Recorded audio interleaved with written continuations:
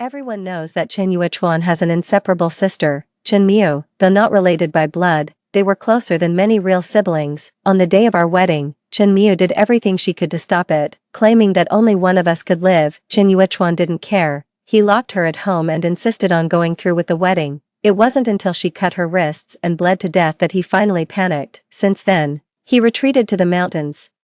Living by Chen Miu's grave for a lifetime, he abandoned our marital bond, demanding that I kneel before Chen Miu and repent in a low voice. Even my child was not spared. He watched indifferently as I miscarried and was rushed to the emergency room. He said, "An eye for an eye. This is just the beginning." Unwilling to endure further humiliation, I chose to jump from a building. Before dying, I saw Chen Yuechuan standing in the street, smiling with relief, murmuring, "Sister, the one who killed you has finally gotten her comeuppance." When I opened my eyes again, I was back to the day of our wedding. This time, I would not choose him. "Brother, please don't marry her." "What are you talking about? Today is supposed to be a joyful day for me. Stop your nonsense or I'll lock you at home." Chen Yuechuan's angry roar woke me up, and I suddenly looked up, in the familiar environment, with the familiar voice. I looked down at my white wedding dress, feeling somewhat dazed.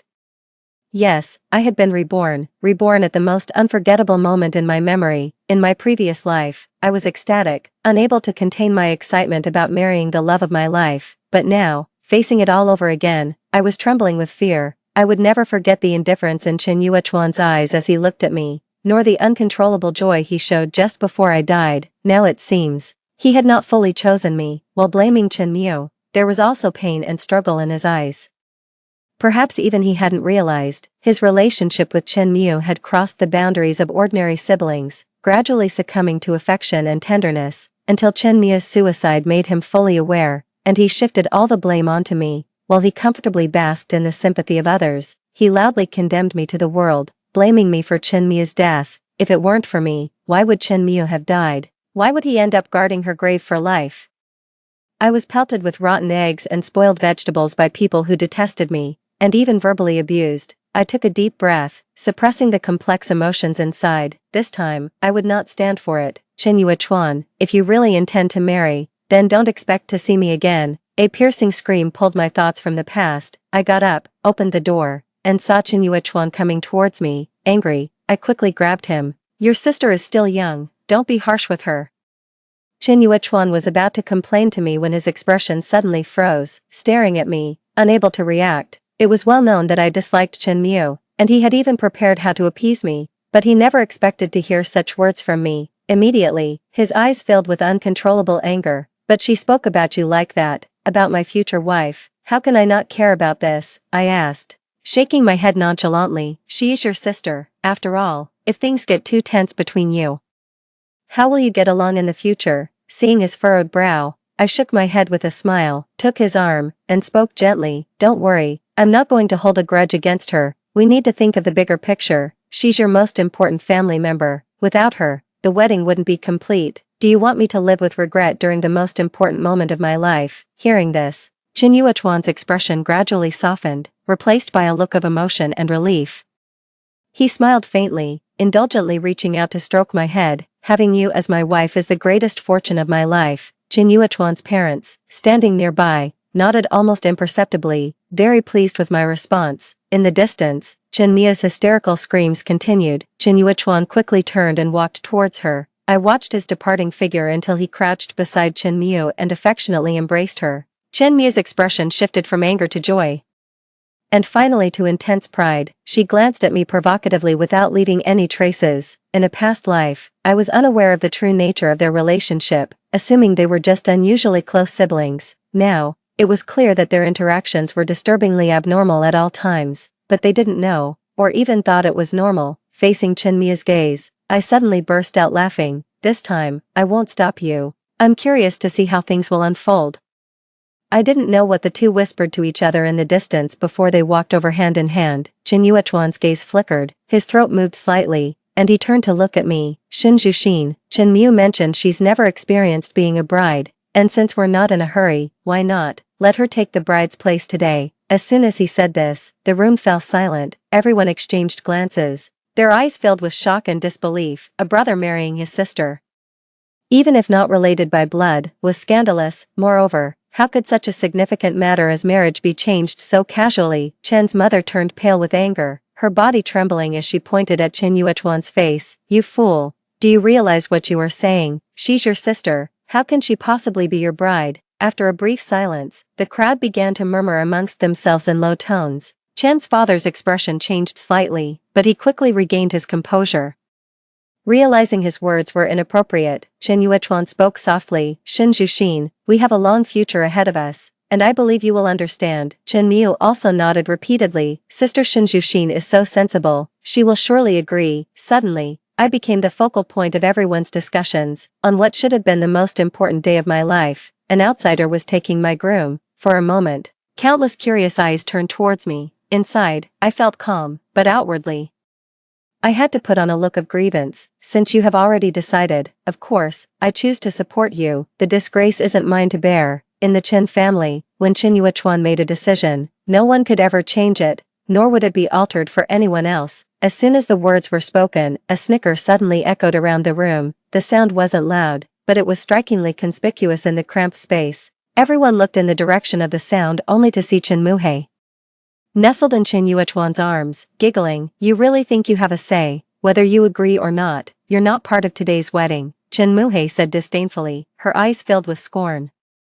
Not bothering to hide her disgust for me, I didn't appear the least bit humiliated and looked towards Chen Yuechuan, only to find him deliberately lowering his head and shifting his gaze away. What are you looking at? If it wasn't for Brother Yuechuan's generosity, do you think you could be standing here? Seeing Chen Yuechuan remain silent, Chen Muhei became more brazen, proudly lifting her chin. Don't you get it? Brother Yuechuan loves me the most, you're just an interloper.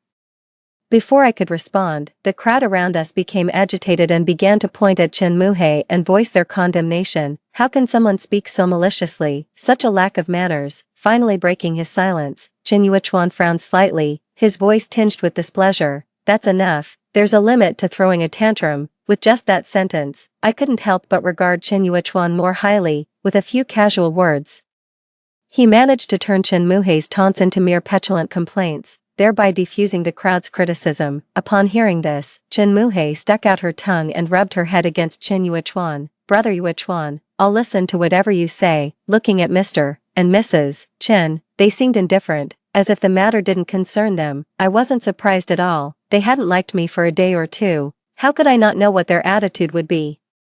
Their initial attempt to intervene was merely for the sake of appearances. Somewhat anxiously, Chen Muhei tugged at Chen Yuechuan's sleeve. Brother, shouldn't we hurry up? It wouldn't be good to miss the auspicious hour. Chen Yuechuan's gaze flickered and he glanced at me, seemingly seeking my opinion. I smiled lightly, my voice calm. I have no objections, but just be careful. Some people may appear tender and gentle, but who knows how much deceit they hide in the sunlight. The fox's tail will always show. I turned my gaze to Chen Muhei. Isn't that right, little sister Chen Muhei? Chen Muhei was momentarily stunned, then, seconds later, became furious, pointing at my face and shrieking, You wretch, who are you calling a vixen? Enough, Chen Yuechuan sternly reprimanded, his face turning grave as he looked at Chen Muhei. If you overstep again, don't blame me for not showing you any face. With tears welling up in her eyes, Chen Muhei reluctantly lowered her head, shaking Chen Yuechuan's arm. I understand. At the same time, she cast a resentful glance at me, the anger in her eyes clearly visible. If looks could kill, I would have died many times over. I smiled faintly and walked away cleanly. To the onlookers, my departure seemed awkward and defeated, but little did they know, my body trembled with excitement as I took the first step towards a new life. As for Chen Yuechuan, let whoever wants him, have him. I went to my room to change my clothes.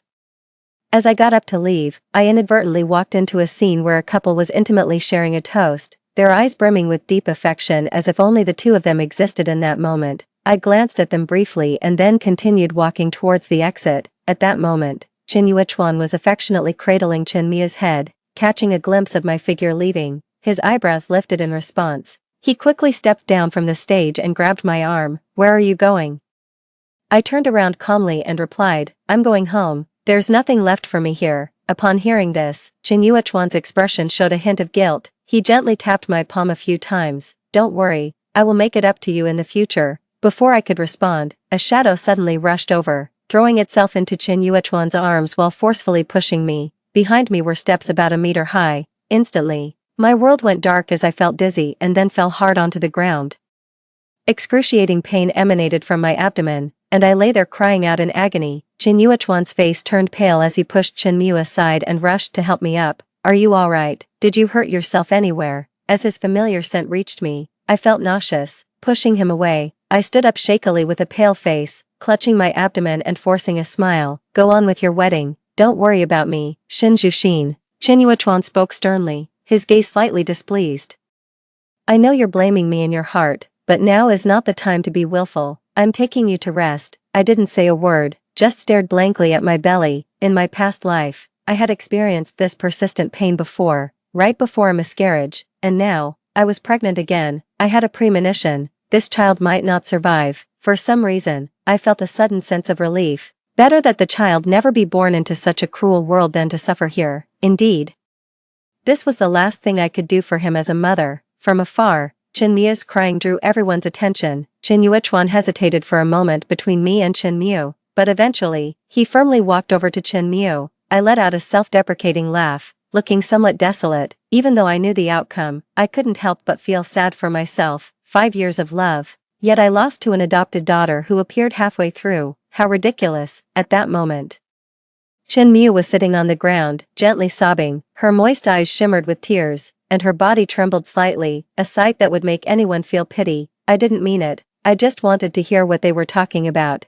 She suddenly stood up and rushed over to Chen's parents. Mom, Dad, you know I had no ill intentions. Chen's parents looked at each other and nodded. Of course we believe you. As the adopted daughter of the Chen family, her lively and adorable personality was much loved by Chen's parents. Even though she was not their biological daughter, she was treated as such. Seeing this, Chen Miu bowed her head in feigned grievance, but her heart was bursting with joy. Casting a triumphant glance at me, I wasn't paying attention to what was happening there, nor did I have the heart to care. Hello, ambulance, I'm at the Jingren Hotel, please come over. I'm not feeling well. After the call, I finally breathed a sigh of relief and sat down by the roadside, looking towards the hotel. Chen's parents and Chen Yuechuan were all consoling Chen Miu, as if she was the real victim. Seeing this scene, I wasn't surprised, just stared blankly at the distant white sky. It felt good to breathe fresh air again. Lost in my thoughts, Chen Yuechuan came over again, his voice softer. Chen Miu told me, she didn't mean it,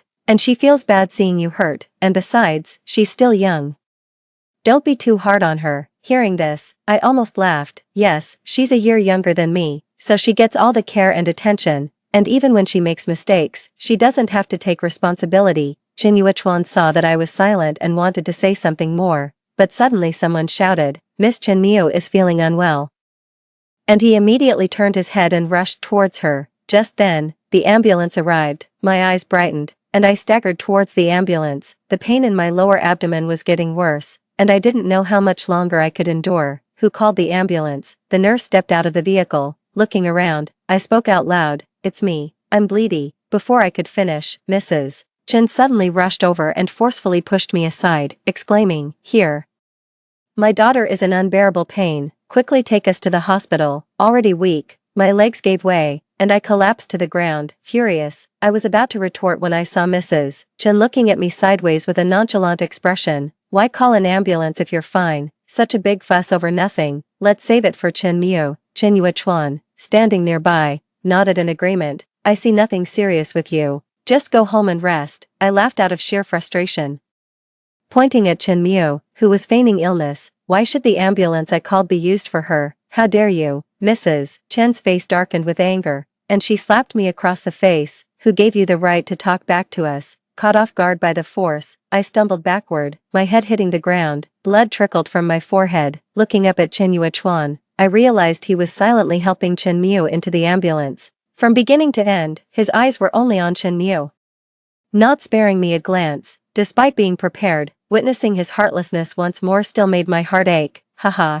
is this really the partner I chose to be with for life? I managed a wry smile, lying in the middle of the road, watching the ambulance drive away, my vision blurring. Vaguely, I heard someone nearby calling out anxiously, someone come quick, this lady, she's lost a lot of blood. I wasn't sure how long I was unconscious. When I came to, a face was staring intently at me. Ah.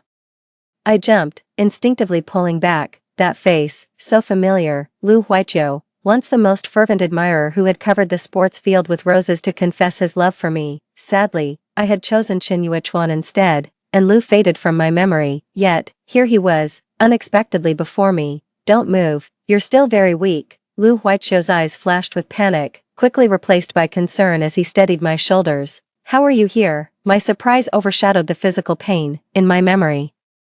He had moved far away for work after graduation, it made no sense for him to be here. As he was about to speak, hurried footsteps sounded from behind. Is Shen Zhuxin here? It was Chen Yuechuan's voice, tinged with urgency. The door burst open, and seeing me, Chen Yuechuan's face lit up. Shen Zhuxin, you are really here. Lu Huaiqiu's expression turned cold. He stood up and without a word, punched Chen Yuechuan in the face. Bang! Caught off guard, Chen Yuechuan stumbled back out of the room.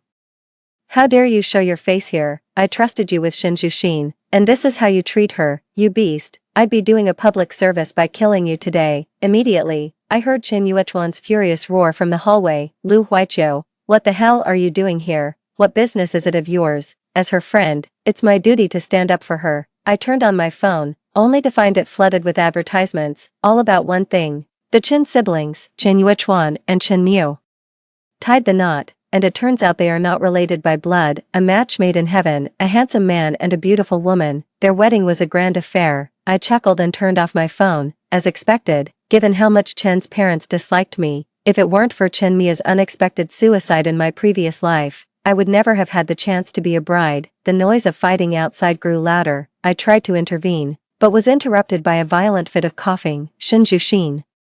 Lu Huaiqiu was the first to hear me, rushing over and grabbing my hand. Are you alright? Soon after, Chen Miu came over in a disheveled state, his gaze fixed on Lu Huaiqiu's firm grip on my hand, his face darkening instantly. Let go of her, she's my wife, he demanded. Lu Huaiqiu, chin up, unafraid of his glare, retorted, you don't deserve to be her husband. Hearing this, Chen Yuechuan scoffed, looking at me. Tell our old friend here, who is your husband? With a steady gaze, I responded.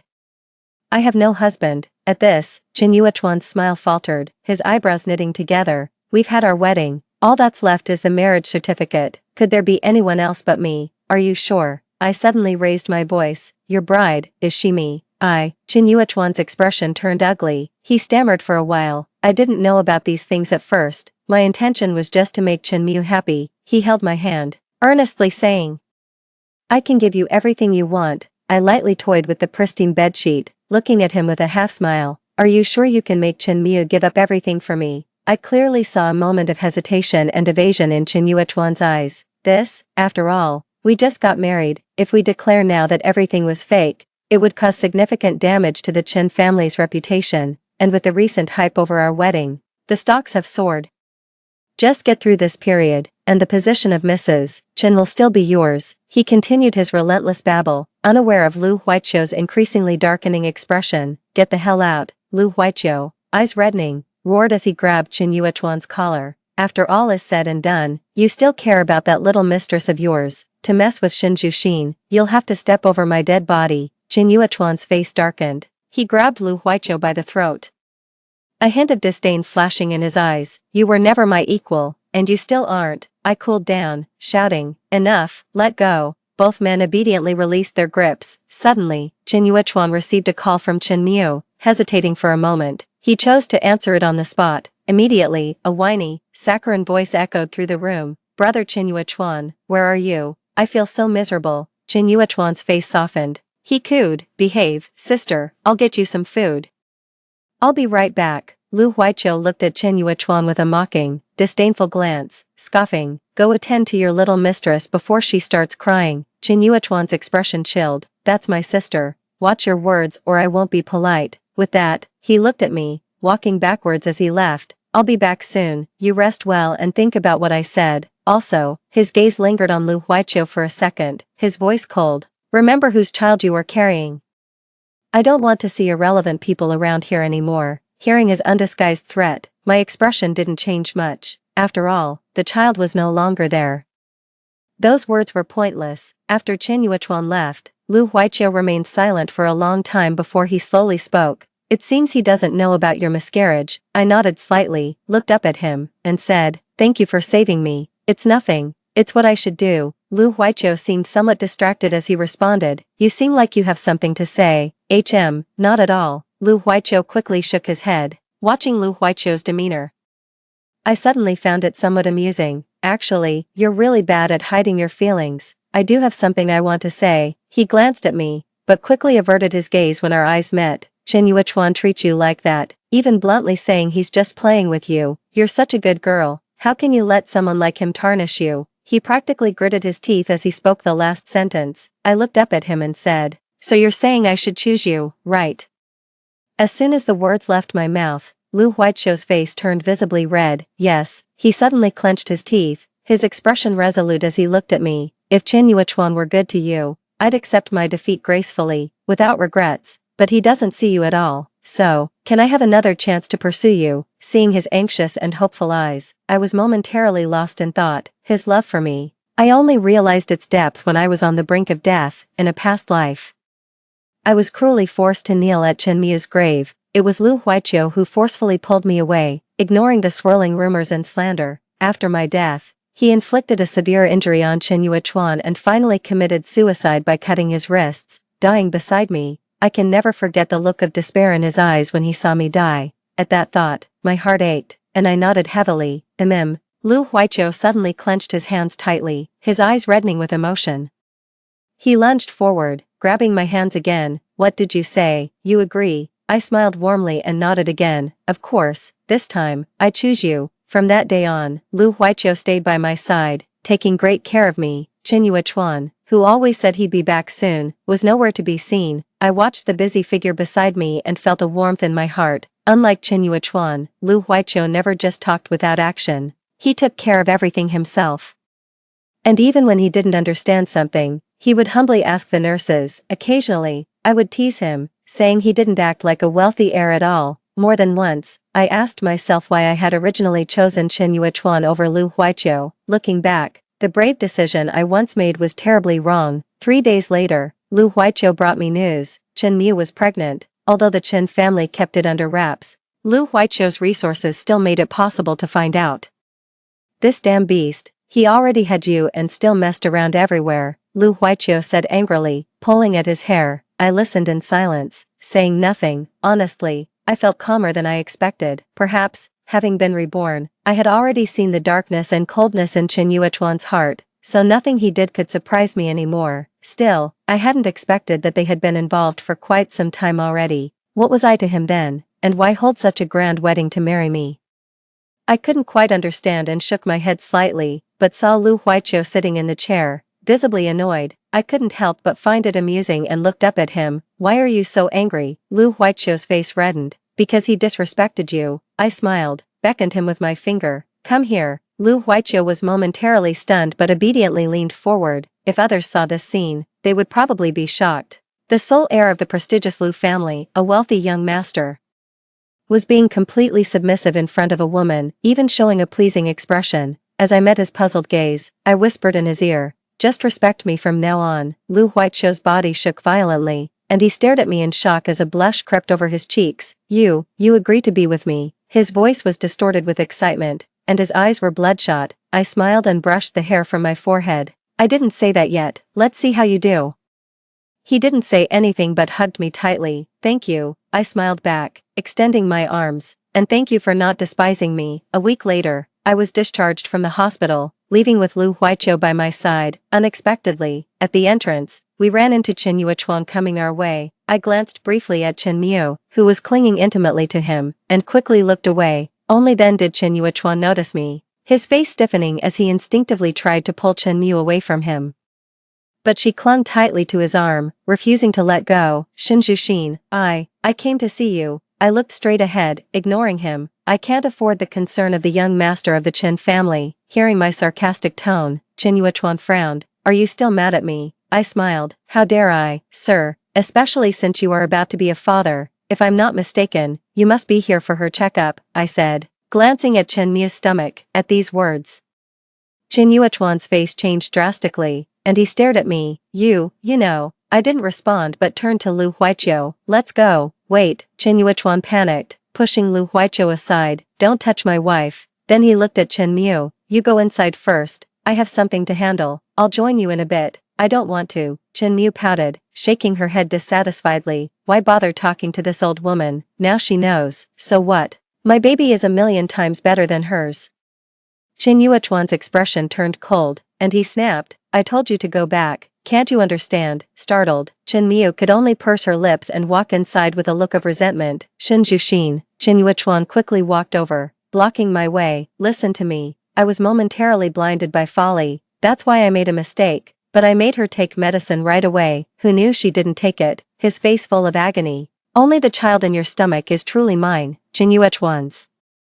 I don't care about the others. Oh, I raised an eyebrow. I don't care. So why did you rush to the hospital 3 times in just 1 week? Chen Yuechuan's face turned sour, his expression drooping as he struggled to explain himself. Enough. Don't come looking for me anymore. Just go and live a good life with your little sister and lover. I waved my hand dismissively and walked away again, as we brushed past each other. Chen Yuechuan suddenly growled, Shen Juxin. Even if you really don't love me anymore, at least care about your mother. She's getting old and it's hard for her to get around. I stiffened and turned to glare at Chen Yuechuan angrily. In my past life, he used my mother to blackmail me, making it impossible for me to leave. And now, he was trying to use the same tactic. Chen Yuechuan's expression calmed as he gently lifted my chin. Come back to me, will you? This time, I'll treat you right, treat our child right. A few seconds later, I smiled sweetly. Okay, I agree. Hearing this, Chen Yuechuan looked triumphantly at Lu Huaiqiu and said, You've lost again this time. Lu Huaiqiu just shook his head with a smile, not saying a word, and quietly stepped back to leave. Of course. He wasn't upset because we had already arranged for someone to take my mother away. Chen Yuechuan smiled slightly and extended his hand. Let's go. Obediently, I took his hand. I'll listen to you. And so, I returned to the Chen family once again. This time was different. Officially, Chen Miu was still the lady of the house, and I was merely relegated to a secluded side room, cut off from the world. He always bent down to cradle my face, gently saying, Just wait a little longer.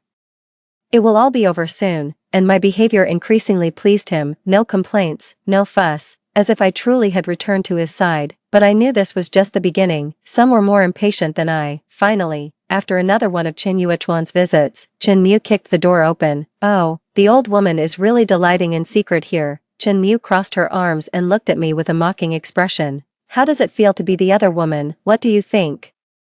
If I call the reporters over now, would Chen Yuechuan kick you out to save the family's face? I frowned and looked at Chen Miu coldly. Viper-hearted describes you perfectly. Chen Miu covered her mouth and giggled. Thank you for the compliment, but this should be our last meeting. You can't beat me, old woman. As her words fell, suddenly the roaring sounds of many cars approached. Before I could get up, numerous reporters burst through the door, swarming inside. Miss. Someone claims you are the young master of the Chen family's mistress. Is this true? Why did you choose to be the other woman after the young master of the Chen family's wedding? Does your conscience not hurt? I remained calm, watching everything unfold with a detached gaze. I didn't respond to any of the questions. It was clear that all of this was meticulously orchestrated by Chen Mush. Whatever I said would be pointless. Within 5 minutes, Chen Yuechuan hurried over. His face shadowed with an uncontrollable gloom. Good day, young Master Chen, may I ask? Immediately, all the reporters shifted their focus and swarmed around Chen Yuechuan, blocking his path. Facing the barrage of questions from the reporters, Chen Yuechuan took a deep breath, his eyes briefly showing a hint of guilt towards me before it vanished. Ladies and gentlemen, it's true that this house is owned by the Chen family, but this woman trespassed on her own. She has never been my wife, he declared, with a slight smile. He put his arm around the slender waist of Chen Mush. This lady, however, is my wife, the sole mistress of the Chen family. As soon as he finished speaking, the reporters erupted in gasps and envious looks. Chen Mush glanced over with a triumphant look, prompting a reporter to thrust a microphone towards me. Miss, is there anything you would like to say? I slightly curved my lips, wearing a mocking smile. Chen Yuechuan, I've seen right through you. With those words, I picked up my belongings which I had already packed and walked away, watching my retreating figure. Chen Yuechuan's face turned pale, but faced with the reporters' cameras, he could only muster a forced smile. For the sake of the Chen family, that was all he could do. Is everything ready? I placed my backpack in the trunk and asked softly. Behind the wheel, Lu Weiqiu took off his sunglasses, revealing a refreshing smile. Don't worry, everything is set. I smiled slightly and pulled out the plane ticket to Australia. in that case, let's set off, for our new life. How did you think of all this? On the road, Lu Weiqiu couldn't help but ask curiously. I shook my head and smiled, because I knew Chen Yuechuan wouldn't let me go, and I was even more certain that Chen Mush wouldn't just watch me take what belongs to her. It all boils down to desire. Oh, by the way, not many people know about this departure, right? Lu Huichou nodded. Don't worry, I left very discreetly, nobody will know where we went. As for the person who faked your death, I've made sure everything will go smoothly. I nodded slightly, gazing ahead somewhat abstractedly. If I didn't torment him this way, how could I compensate for the suffering I endured in my past life? Lu Huichou paused. What did you say? Nothing, I smiled, offering no explanation. The past life felt like a dream, and given a chance to choose again by fate, I wouldn't make the same mistakes. It's likely that Chen Yuechuan has also seen the miscarriage report by now. The next morning, every media outlet featured videos of the Chen family heir going mad. He used all his connections to search for me globally, only to find my gruesomely disfigured body in the ruins. He even knelt at the doorstep of the house I once lived in, continuously bowing in apology. Chen Mush was also forced by him to kneel from dawn until dusk.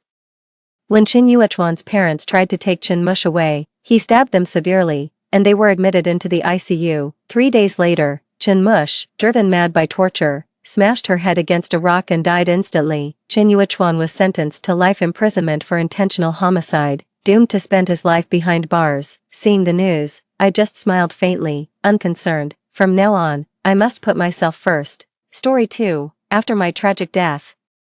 My utterly despised son risked his life to avenge me. My husband, who had lived a carefree life indulging in pleasures, succeeded in bringing down the rival corporation. He then committed suicide while clutching my urn. My spirit, floating in the air, spun in disbelief. When I opened my eyes again, I found myself scolding my son for only achieving second place in his grade, while simultaneously smashing my husband's collection of luxury watches. Let's pause the malevolent act. I need to switch roles. The floor was littered with broken watch faces and torn exam papers. With the trembling butler and servants standing by, I silently placed the last watch back in its place, changing my grip on my son from a pinch to a gentle stroke. Jiang Qizhao took a step back, avoiding my hand. His delicate yet youthful face showed a hint of coldness. He stooped to pick up pieces of the torn exam paper, clutching them in his hand before silently turning to leave. I stared at his retreating figure for a few seconds, then raised my voice. Jiang Qizhao. He paused on the steps but did not turn around. There's a parent-teacher meeting tomorrow, right? I happen to be free. I'll attend, I said. No need. Jiang Qizhao refused without hesitation and continued upstairs. The words stuck in my throat, and I sighed internally, scanning the chaotic scene before ordering someone to clean it up. Then, I made a phone call. After a long wait, the call was answered leisurely, with a noisy background. What is it? The man's voice was casual, with a playful lilt, humming a tune, epitomizing a carefree playboy. Yet, it was he who, after my death, abandoned all his amusements and insanely drove my stepmother's family corporation to bankruptcy and ruin. My thoughts drifted back to the scene I witnessed as a mere spirit. My typically flirtatious and lazy husband, Jiang Ji, had red-rimmed eyes and bloodless lips. Devoid of his usual frivolity, he decisively made everyone who had wronged me pay a painful price. I could understand these actions. After all, no matter how strained our relationships were, I was still the lady of the Jiang family, representing their honor. But there was really no need for Jiang Ji to die for me, after avenging me. He stood by the seaside where we had our wedding, holding my urn. He stood there for hours as the wind erased his usual dignified demeanor, leaving him desolate. At that moment, my spirit floated nearby, scoffing, thinking, now he finally shows some conscience after his days of drinking and flirting. Then, under my astonished gaze, he walked step by step into the deep sea with my urn in his arms, without looking back, lonely and resolute, until the waves surged and swallowed him, leaving no trace behind. Only my trembling spirit remained. This foolishly sentimental president, polluting the waters, would surely look horrendous when his body surfaced. By the quiet seaside at night, my lonely spirit seemed trapped in place, feeling as if a salty, damp breeze had swept over, disheveling my hair and unsettling my heart. Upon opening my eyes again, I was back to the time when I reigned supreme in the Jiang household. I clutched my phone, pressing it to my ear, listening to Jiang Ji's indifferent voice. Do you want money, or what? I pursed my lips. I smashed your watches. Jiang Ji just acknowledged with an "oh," seemingly unconcerned. Okay, then I'll hang up. Before he could hang up, I quickly blurted out, where are you?" On the other end, there was a pause, and after a moment, all the background noise and music ceased, leaving a silence so deep that one could hear a pin drop. "Why? Are you thinking of getting a divorce?" Zhang's initially lazy tone suddenly turned chilly. "If you get divorced, where will you go? Back to the Ji family? Do you think they'll treat you well? Did you have another fight with A Zhao? Don't forget, you still have my investment in your studio." "Darling, shut up now. And I can pretend I didn't hear anything." I was quite shocked as Jiang rattled off this string of remarks. I really didn't know how he could jump from my asking his location to talking about divorce. But I knew he was always like this. Beneath his privileged exterior was a condescending indifference. He could speak touching love words emotionlessly with his affectionate peach blossom eyes, and just as easily discard past lovers, playing through the human world, passing unscathed even amidst a cluster of flowers. And I've never been one to have a good temper. As others in our circle would put it, I'm a domineering tigress, wreaking havoc, especially after I fell ill. I became even more of a torment. Otherwise, I wouldn't have caused such unrest in the Jiang family in my previous life. My good temper just now was due to being moved by their actions after my death, which made me want to start over and treat them more gently this time around. But it seemed that no one appreciated that. "Fine, let's divorce now. Take your son and get out," I said with a cold laugh, intentionally being contradictory. As soon as the words left my mouth, I locked eyes with Jiang Qizhao, who was coming downstairs with books in hand. His dark eyes betrayed no emotion. He looks half like his father and half like me, but his personality resembles neither of us. I wanted to see their reaction to the mention of divorce. 3. "Do you want to divorce?" Jiang Qizhao stood not far from me, his tone calm. He seemed mature for his age, but children who grow up without parental love do tend to mature earlier. I watched for any change in Jiang Qizhao's expression, subtly raising an eyebrow. "Your father doesn't love me, and your affection for me is even less than that for your tutor. What reason do I have to stay with the Jiang family?" "No." His expression didn't change much, but his words hesitated for a moment. After a long pause, Jiang Qizhao spoke softly. "My dad won't agree." "That's not up to him," I replied. The living room fell silent for a while. "Is this because I won't let you attend the parent-teacher conference, so you want a divorce?" Jiang Qizhao suddenly said. I was stunned. Like father, like son, both have such peculiar ways of thinking. Jiang Qizhao looked down, as if making up his mind. "You can attend if you want." Me. I suddenly understood why Jiang Qizhao reacted this way. He probably thought I would embarrass him at the parent-teacher conference and didn't really want me to attend, but he wanted even less for me to divorce Jiang Ji. My heart sank. "Mom just wants to know how you're doing in school lately." After a long silence, I softened my voice, taking a step towards Jiang Qizhao. His lips parted, as if he wanted to say something, but just then, the villa's main door opened. Jiang Qizhao and I turned to look as Jiang Ji's tall figure stood framed against the backlight. As Jiang Ji walked in from the doorway, the kiss marks on his neck became increasingly visible. The atmosphere in the villa dropped further. Jiang Qizhao stared at Jiang Ji's neck for several seconds before walking past him without even a word of greeting. Heading straight outside, I instructed the butler to have someone follow him closely. The butler smiled and said, "It's actually time for the young master's tutoring session, and the driver is already waiting at the door." I paused for a moment, nodded, and retracted my worries. When Jiang Ji's gaze met mine, he lightly lifted his index finger, and everyone else in the villa left, disappearing from view. "Where did you get the courage to think about divorce?" Jiang Ji loosened his collar, his casual demeanor seeming like an offhand question. I couldn't help but fix my gaze firmly on him. It was inquisitive, questioning, and also strange. Despite being such a cynical person, why would he, after my death? Jiang Ji lazily leaned back on the sofa, arms crossed as he surveyed me, his tone still frivolous.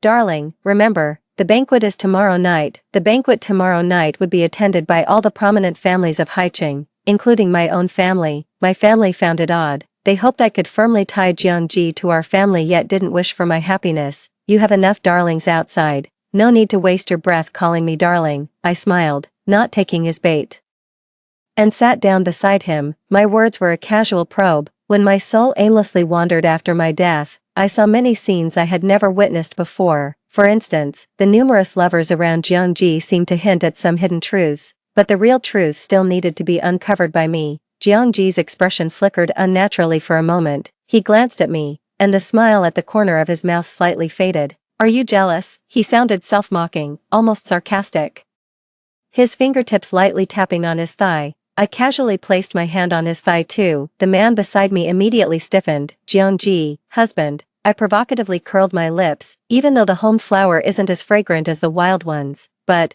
Jiangji almost scrambled to his feet. He took a deep breath and looked down at me. Ji, have you lost your mind? Jiangji's ears turned red. But how could someone so seasoned in the ways of love be so easily embarrassed? I smirked. Continuously speaking without pause. The kids are already so big, what's wrong with touching you a bit? Are you too precious to be touched? We're not even divorced yet. Is it illegal for a wife to touch her husband? The air was thick with tension. In my previous life, I always spoke in this tone at the Jiang family. Only this time, there was a hint of teasing involved. Chastity is the best dowry a man can have. In my last life, I always felt disgusted by Jiangji's infidelities, naturally showing him no kindness, and even less desire to be close to him. But now, it seems the previous intelligence was slightly off. Thus, my attitude could afford some adjustment. Jiangji repeated, "You've gone mad." Now not only were his ears red, but his neck also had a slight pink tinge. Just when I thought Jiangji would storm off in embarrassment, the butler hurried over, holding a phone. "Mr. Jiang, madam, there's been an incident with the young master." I furrowed my brow, exchanged a glance with Jiangji, and then we both decided to head to the school together. Once in the car, Jiangji spoke on the phone with his secretary, found out the reason. I looked out the window at the swiftly passing scenery while listening to Jiangji's indifferent and off-key words. Hitting someone. Just because I've donated a few buildings to the school they start showing off. TSK, making such a fuss. I grimaced as the corner of my mouth twitched sharply. The comment was practically pointing directly at me, yet, Jiang Qizhao was eerily mature and calm, lacking the innocent demeanor typical of other 8-year-olds. I wanted to retort but held back. I was puzzled about what could have provoked Jiang Qizhao to hit someone. The mother of the child who was hit viciously grabbed Jiang Qizhao's ear and swung him towards me. "Didn't your parents teach you anything? You're so young and already fighting." After she spoke, she seemed unsatisfied and slapped Jiang Qizhao across the face, the sound crisp and clear. I had just stepped into the principal's office when I witnessed this scene and heard her words. The next second, our eyes met. Then, in another second, I strode forward and swiftly slapped her twice. She was so shocked that she forgot to retaliate. If it's Jiang Qizhao's fault, we'll find a way to apologize and resolve the issue, but regardless, as an adult, you shouldn't be hitting a child directly." I spoke without hesitation, ignoring the astonished looks from the principal and teachers in the office. Moreover, from what I had just overheard in Jiang Qizhao's phone conversation, it was the other child who had insulted him first. Jiang Qizhao stood in front of the woman as she tried to retaliate, coldly calling out, "Jiang Qizhao." Jiang Qizhao's lips were tightly sealed, and after a long while, he said, "He told me my parents never attend parent-teacher meetings because my dad has a new wife and my mom is crazy. He also said that those who are good at math don't live long, and I might die in middle school. Then my whole family would die. My dad would be stabbed to death by his mistress, and my mom would die from eating rat poison." Me, Jiang Qizhao. I met the gaze of the child hiding in the corner, expressionless. I clenched my fist and took a step forward. But other teachers quickly held me back. Calm down, calm down." Perhaps my expression was too frightening, causing the child to burst into tears, and his mother exclaimed in fear, "Didn't you say you shouldn't take your anger out on a child? Damn your foul mouth. You're the one without parents." I glared fiercely at the child, my anger reaching its peak. The child's crying grew louder. In the ensuing chaos, I saw Jiang Qizhao making a serious phone call, seemingly busy with something else even at this time. Just as I was about to scold him too, he slightly curled his lip, first glancing at Jiang Qizhao then at me, saying, "I've contacted someone to demolish the newly constructed buildings." Me, Jiang Qizhao. The conversation was still nonsensical. It was hopeless. The principal, trying to lighten the mood yet clearly not believing it, since it was impossible for newly constructed buildings to be demolished. "Mr. Jiang, please don't be angry. I think both parties are at fault here. After all, Qizhao started the fight. The preparation for the new cafeteria is halted," Jiang said calmly, dropping the last sentence. The principal, who was just playing dumb, suddenly widened his eyes, jumped up from his chair, and rushed to the child. "This is corrupting the school's atmosphere. Expelled, expelled." The child's mother stood agape, incredulous. "My child is so young, and you're stooping to his level. Besides, My child didn't hit anyone, he just said a few words. The principal's office was noisy and chaotic. Amid the noise, Jiang Qizhao seemed detached, his hands casually in his pockets, his back straight, his smile faint. I couldn't understand him. My gaze moved from him down to Jiang Qizhao. He just quietly watched me, his thick eyelashes fluttering, his pupils dark but no longer empty. After a while, I lifted my lips slightly, smiling at him. Jiang Qizhao didn't smile, he just kept looking at me.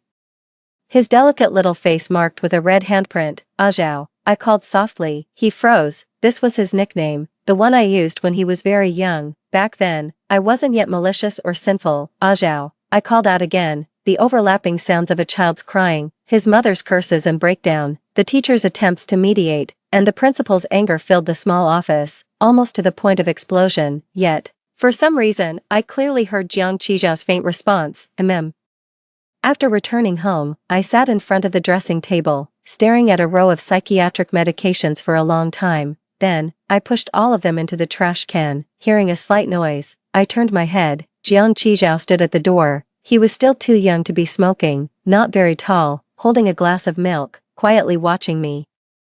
He didn't speak, and as usual, Jiang Ji wasn't coming home tonight. The silence in the villa was eerie. I sighed and opened my arms to Jiang Qizhao. Do you want a hug from Mom? He looked at me for a long while, then finally walked over, placed the milk on the table, and without a word, turned and left. Just then, my phone screen lit up. Looking down, it was a video of Jiang Ji in a bar, surrounded by bright lights and festivities. In the video, his laughter was captivating, the center of attention.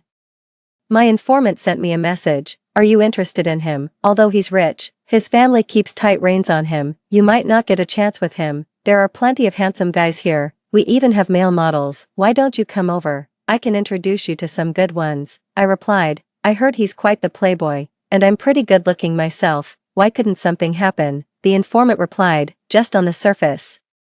Those few words were brief but loaded with information. After that statement from the bar manager, no matter how much I pressed, he refused to disclose more. As per our agreement, I transferred the final payment and wrote, I'll be there soon. Find some good-looking male models. Big sister, try this. A brother playfully fed me a grape, surrounded by other male models who were also whispering sweet nothings. I bit into the grape, its sweetness bursting in my mouth, counting down in my mind. 3, 2, 1. I looked up, locking eyes with Jiang Ji, who walked out from a second-floor VIP box, his peach blossom eyes slightly cool. He was followed by a laughing group. Upon seeing me, their expressions changed instantly, and the noise around them quieted. One of the male models next to me leaned close, whispering sweet nothings in my ear. I kept my gaze on Jiang Ji, even waving at him with a smile. Jiang Ji strode over with long steps, stopping in front of me. Ji. His smile was faint.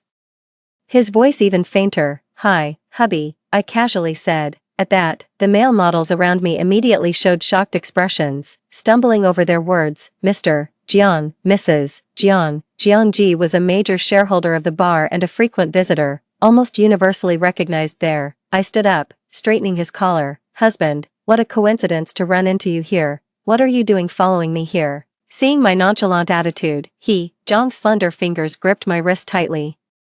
I chuckled lightly. Isn't it obvious? Just teasing you. Are you really considering a divorce? Jiang looked down at me, his eyes questioning. What? How did we end up on the topic of divorce again? What is he thinking? But I decided to go along with it. You don't love me, and neither does our son. I might as well set you both free sooner rather than later. As I spoke, I held Jiang tightly, watching his expression closely. He paused for a moment. Do you need me to love you? His tone was very calm like a stagnant pond. Gone was his usual cynicism and frivolity. I suddenly realized that in fact, Jiang was still like his old self, showing another side of him. The Jiang before me now gave me the feeling of the time he stood by the seaside holding my urn in his previous life, a calmness that bordered on utter despair. Looking into his amber eyes, I said earnestly, pausing at each word, I do. After that, without waiting for his response, I yanked his hand and pulled him outside. The bar manager watched us, dumbfounded. As we walked, I called back to the manager, charge all my expenses to Mr. Jiang's account. Jiang let me lead him without resisting. I dragged him to my car and pushed him in. Sitting on his lap, I fiercely grabbed his chin. I hate dishonest men. Tell me, have you touched anyone else? Jiang looked stunned. Silence filled the car for a long time, the air thick with the lingering smell of smoke and alcohol from us. It wasn't pleasant. I lowered my eyelids, let go of him, and rolled down the car window. No, he said. Then why do you frequent bars and let rumors spread? I seized the opportunity to press him. It's none of your business. He slightly lifted his chin, his gaze on me, but his emotions were indiscernible. I grabbed his neck with both hands and bit his lower lip hard. I am your spouse. Do you know what that means? Jiang's lips were tight, and he remained silent. I laughed out of frustration. You don't know, do you? Then let's get a divorce. After tomorrow, I will have someone draft the divorce papers. Surprisingly, he agreed to the divorce. After he spoke, I froze. Although my mind was a mess, my pride made me respond. Fine. I got off his lap, but his slender fingers instinctively gripped the root of my thigh. I didn't move. He let go and said, I'll call the driver. When I returned home, the medicine I had thrown into the trash from my makeup table was replaced with new ones, neatly arranged on the table. Jiang stood at the doorway, his silhouette shadowed, holding a book. He paused, then said, the doctor said you can't skip your medication. I was momentarily dazed. In my past life, my bipolar disorder was severe. I couldn't skip medication for even a day, but after being reborn, I didn't feel the constant pain and madness of my previous life. I lowered my eyelids, my gaze drifting over the medication I had taken countless times before. Zhao, I'm sorry. My voice was hoarse. Jiang's figure noticeably stiffened. He seemed a bit lost and helpless. I have always failed in my duties as a mother. When I became a spirit, I watched my son Jiang Qizhao desperately trying to win over my stepsister by pretending to be obedient and sweet-talking her. He almost fell victim to my power-hungry sister, who nearly got rid of this child left behind by his sister and Jiang Ji. At that time, I cried and begged Jiang Qizhao to forget about me and not seek revenge for such an incompetent mother like me, but he couldn't hear me. Now, I can finally tell him in person. I'm sorry, Jiang Qizhao. Jiang Ji's voice came from not far away, casual yet oppressive. Jiang Qizhao did not move. Have you finished your homework? Jiang Ji approached, eyes lowered. Mind your own business. I stood up, took Jiang Qizhao's hand, and pulled him behind me. Jiang Ji was taken aback by my retort, but he quickly returned to his usual indifferent self. He told me, the Ji family will be attending tomorrow's banquet. I instinctively withdrew my hand, but Jiang Qizhao held it firmly. In my past life, it was the Ji family that caused my death. Despite sharing the same surname and bloodline, seeing my expression, he paused for a moment, then asked, are you going? I grimly smiled, yes.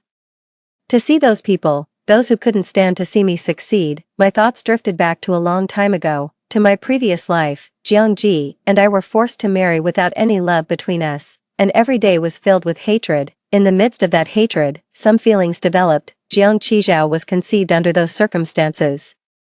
My family feared that if I had a son, my status in the Jiang family would rise significantly. My brother and sister would often whisper in my ear about Jiang Ji's frivolity and infidelity. I didn't believe them, but later, the Ji family secretly drugged me with psychotropic substances, turning me from a normal person into someone with a mental illness, irritable and prone to anger, yet also fearful and depressed.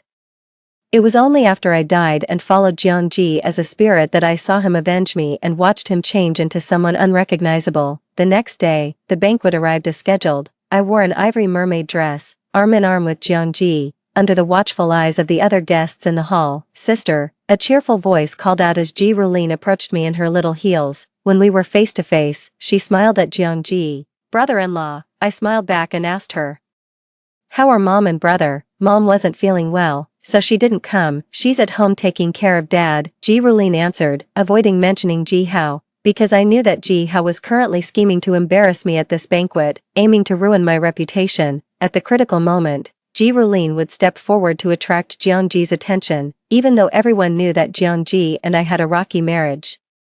They were also aware that my mental state had been significantly manipulated by their design, yet, they still wouldn't let me be. They coveted the position of Mrs. Jiang, aiming to elevate Ji Rulin. I unconsciously tightened my grip on Jiang Ji's arm. Jiang Ji glanced down at me and after a long moment, he looked away and nodded slightly at Ji Rulin. Ji Rulin's smile grew even brighter. She eagerly said to me, even though mom didn't come, she prepared a beautiful dress for you. You always say mom doesn't love you, but she really cares about you. Let me take you to the dressing room to try it on. I looked at Ji Rulin and sneered inwardly. Do you think there's something wrong with my taste? Jiang Ji said, lowering his gaze. The tone wasn't forceful, yet it made one's skin crawl. Ji Rulin's expression froze. What? I smiled and said, this mermaid dress I'm wearing, he helped me choose it. Ji Rulin's eyes widened. Aren't you too? She realized her comment was inappropriate and quickly shifted her words, but that was prepared by your mother, right, right, I cheerfully agreed, pulling my arm out of Jiangji's embrace, only to have him grasp it again. His dark eyes locked onto me without blinking. I met his gaze. After a moment, I chuckled lightly. Honey, wait till I change into a new gown for you to see. The air went silent for 2 seconds before he released my hand. I followed Ji Rulin upstairs where she opened a lounge room and walked in, first handing me a glass of water, then opening a wardrobe, a white lawn dress. I stood there, my eyes fixated on the white dress. It was identical to the one my mother wore when she committed suicide. My stepmother moved in 3 years after my mother's death, when I was only 7. I don't remember much from my childhood. But the most vivid memory was waking up from a nap to find my mother lying silently beside me. She wore a pristine white dress and half a bottle of sleeping pills lay empty on the bedside table. She left no suicide note, and her behavior had been normal before her death. But every night after finishing a bedtime story, she would always add one line, Zizi, mommy will always love you. So there was this layer too. In my previous life, the Ji family also plotted against me at this banquet by sending just an ordinary dress. It must be that things have been too calm at the Zhongs these days, and my stepmother couldn't keep her composure and wanted to stir up some disgust in me. Ji Rulin's words interrupted my whirlwind of thoughts, her eyes smiling. Do you like it? This dress is quite expensive. This was the dress my father had given to my mother on the day he proposed to her. I reached out and clenched the white dress.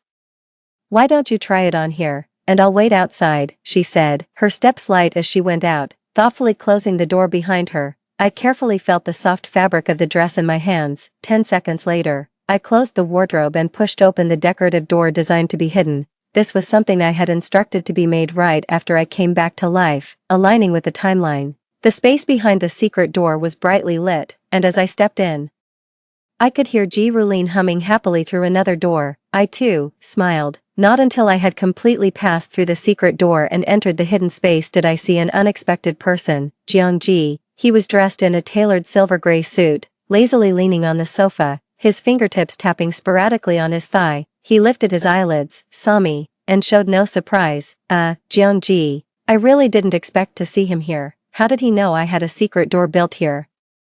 In my previous life, I fell into their trap and was later saved by Jiangji, but this life, I had already thought ahead and wouldn't fall into the same trap again, so how could he still know? However, Jiangji clearly didn't intend to explain. I pursed my lips. Not calling me husband anymore, Jiangji teased. I choked a bit, then sat down on my own. A few minutes later, noises came from the room I was originally in. A gentle male voice faintly asked, Xiaoji, are you alright?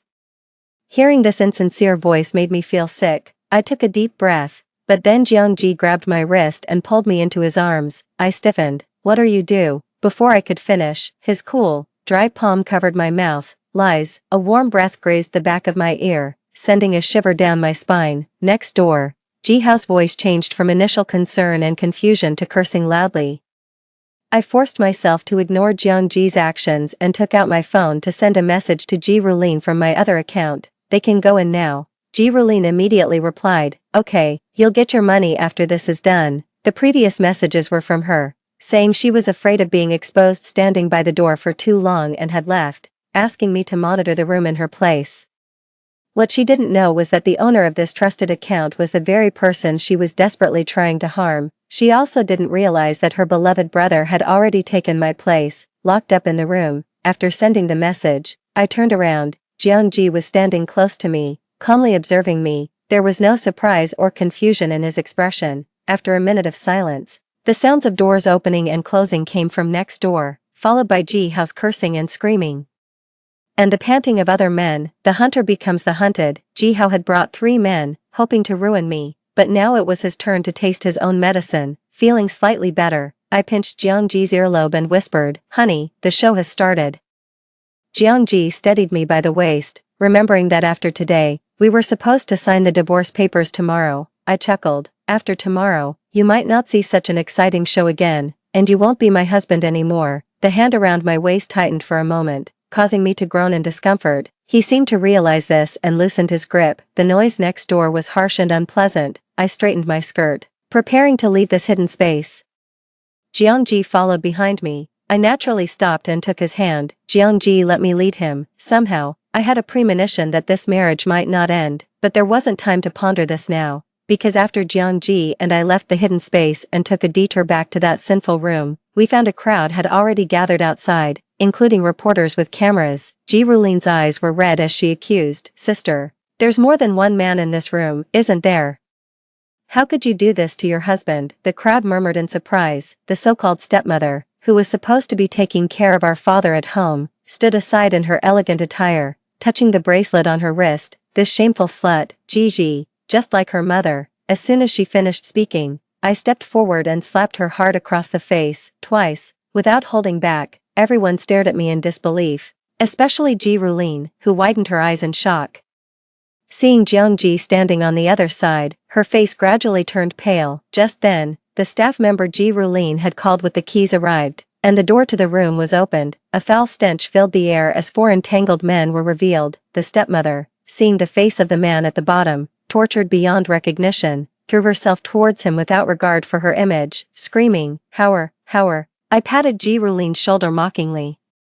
"Didn't you recognize your brother's voice?" Ji Rulin's cheeks flushed with anger as she raised her hand to slap me, but Jiangji intercepted it mid-air. Ji Rulin trembled, tears swirling in her eyes. "You ruined my brother. Don't rush to defend him," I said with a slight smile. "I've already reported your academic plagiarism and falsified lab results." And the arrival of the police interrupted Ji Rulin's panicked curses. As Ji Rulin was handcuffed, she struggled and screamed.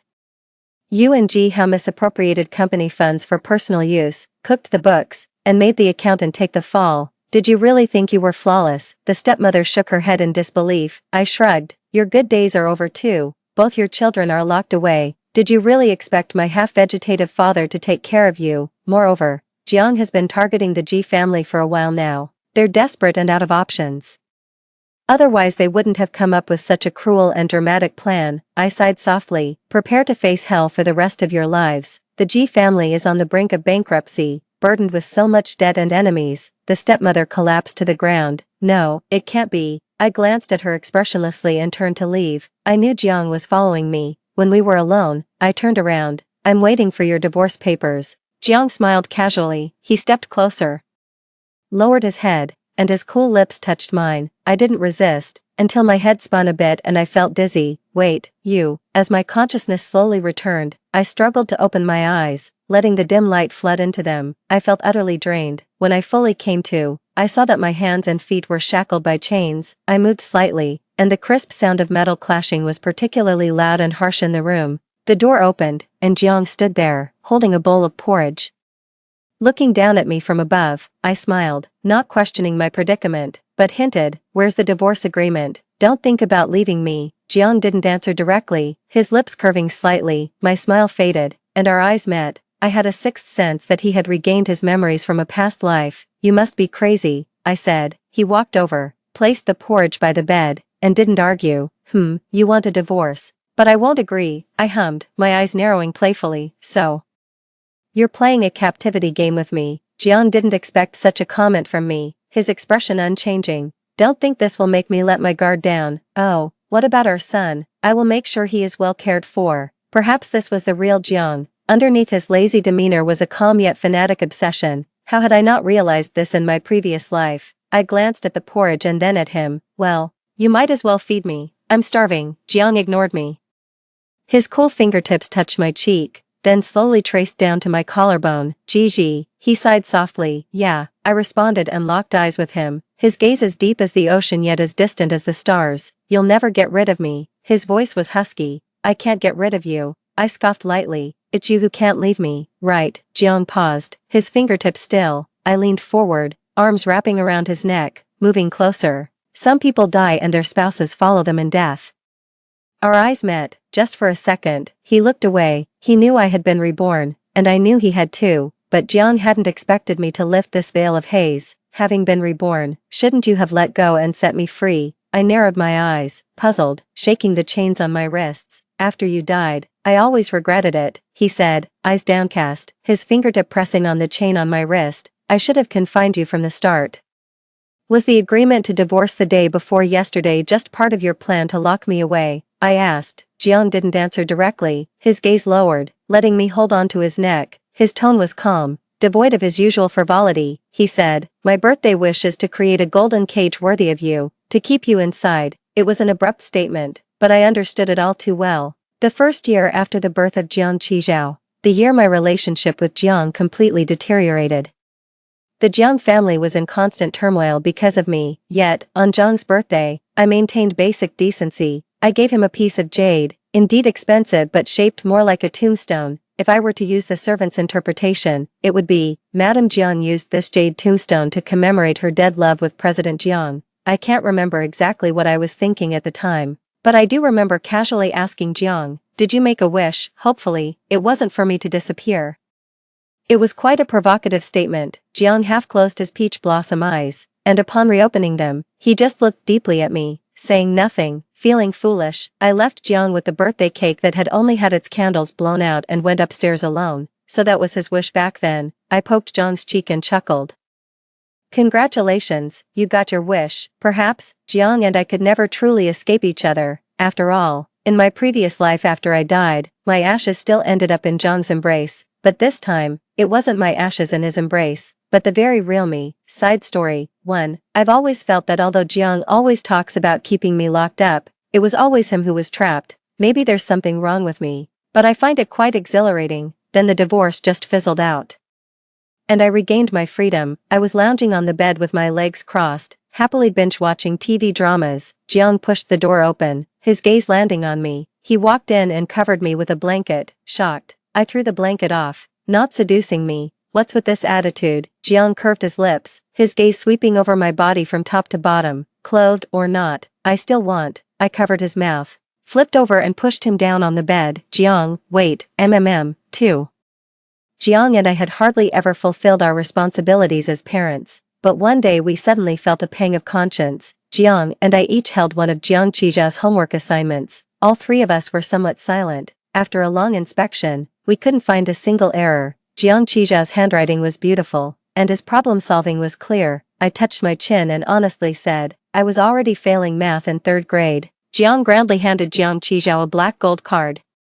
"Buy whatever you want." Jiang Qijiao, me, he's only 8, what can he buy? Just as I was about to criticize Jiang, Jiang Qijiao took the card, walked over to me, and handed it to me. I looked at Jiang Qijiao. Jiang raised his eyebrows. Jiang Qijiao pursed his lips. "Mom, buy a bag." I was stunned. "That kid," Jiang chuckled. I looked at the family portrait on the table, Jiang Qijiao's neat homework on the left, the new watch I gave to Jiang on the right, and felt somewhat dazed. In my previous life, I thought happiness was hard to come by. This life, I've discovered, happiness is actually quite simple.